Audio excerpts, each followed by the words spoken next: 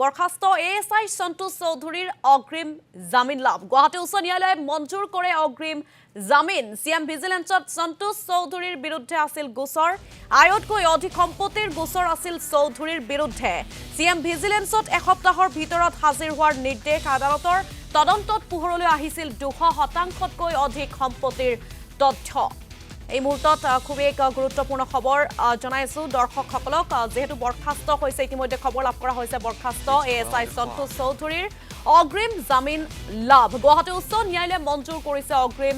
জামিন সিএম ভিজিলেন্সত সন্তোষ চৌধুৰীৰ বিৰুদ্ধে যেহেতু গোচৰ আছিল আৰু আয়তকৈ অধিক সম্পত্তিৰ গোচৰ আছিল এগৰাকী চৌধুৰীৰ বিৰুদ্ধে আৰু সিএম ভিজিলেন্সত এসপ্তাহৰ ভিতৰত হাজিৰ হোৱাৰ নিৰ্দেশ প্ৰদান কৰিছে আদালতে আৰু এই সন্দৰ্ভত আমি ফোনযোগে সবিশেষ জানিব বিচাৰিম ঋতিক কৌশিকৰ জৰিয়তে ঋতিক কৌশিক কি জনাব এই সন্দৰ্ভত সবিশেষ তথ্য আপুনি কি লাভ কৰিছে এইটো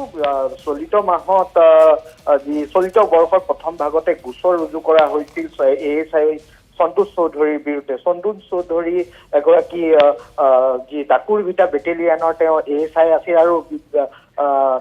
বেটেলিয়ানৰ তেওঁ বিভিন্ন সময়ত ডেপুটেশ্যনত আছিল বিভিন্ন আৰক্ষী বিভাগত আৰু 2020-21 বৰ্ষত সন্তোষ চৌধুৰী আছিল দুৰ্নীতি নিবাৰক সঞ্চালকালয় এএসআই হিচাপে আৰু সেই সময়ছোৱাতে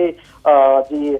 অভিযোগ আহিছিল যে সন্তোষ চৌধুৰীয়ে বিভিন্ন যি চৰকাৰী বিষয়া যাৰ বিৰুদ্ধে অনুসন্ধান কৰি আছে তেওঁলোকক ব্লেকমেইল কৰিছিল আৰু ব্লেকমেইল কৰি ধন সংগ্ৰহ কৰিছিল সেই যি অভিযোগৰ ভিত্তিতে প্ৰাথমিক তদন্ত চলাইছিল মুখ্যমন্ত্ৰীৰ বিশেষ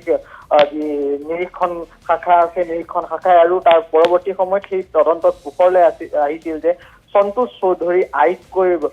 প্ৰায় 200%তকৈ অধিক সম্পত্তিৰ গৰাকী বিদেশ ভ্ৰমণ কৰিছে বিভিন্ন স্থানত তেওঁ মাটি সম্পত্তি আছে অসমকে ধৰি বিহাৰ আৰু আন স্থানতো এই তথ্য পোৱাৰ পিছতে সিএম ভিজিলেন্সে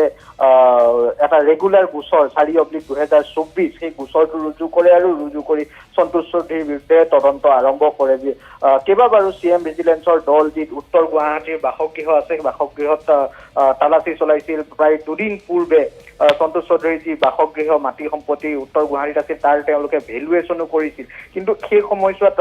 দ্বিতীয়বাৰৰ কাৰণে জামিন আবেদন কৰিছিল সন্তোষ চৌধুৰী আৰু আদালতে জামিন আবেদন মঞ্জুৰ কৰে আৰু তেওঁক 7 দিনৰ ভিতৰত সিএম ভিজিলেন্সৰ আগত হাজিৰ হ'বলৈ দিয়ে আনহাতে ঋতু আন এটা গুৰুত্বপূৰ্ণ কথা হ'ল যে এই সন্তোষ চৌধুৰীৰ বিৰুদ্ধে কোকৰাঝাৰতো অনুৰূপ দুটা গোচৰ আছিল বিগত কেইটামান বৰ্ষৰ পূৰ্বে কিন্তু সেই সময়ত এগৰাকী প্ৰাক্তন আৰক্ষী সঞ্চালক প্ৰধান বৰ্তমান তেওঁ অৱসৰপ্ৰাপ্ত সেই প্ৰাক্তন আৰক্ষী সঞ্চালক প্ৰধানৰ ঘনিষ্ঠ হোৱাৰ সুবাদতে তেওঁৰ বিৰুদ্ধে কোনো ধৰণৰ ব্যৱস্থা গ্ৰহণ কৰা নাছিল কোকৰাঝাৰ আৰক্ষীয়ে আৰু এই ক্ষেত্ৰত সিএম ভিজিলেন্সেও তদন্ত আৰম্ভ কৰিছিল কিন্তু গ্ৰেপ্তাৰ হোৱাৰ পূৰ্বে তেওঁ অগ্ৰিম জামিন লাভ কৰিবলৈ সক্ষম হ'ল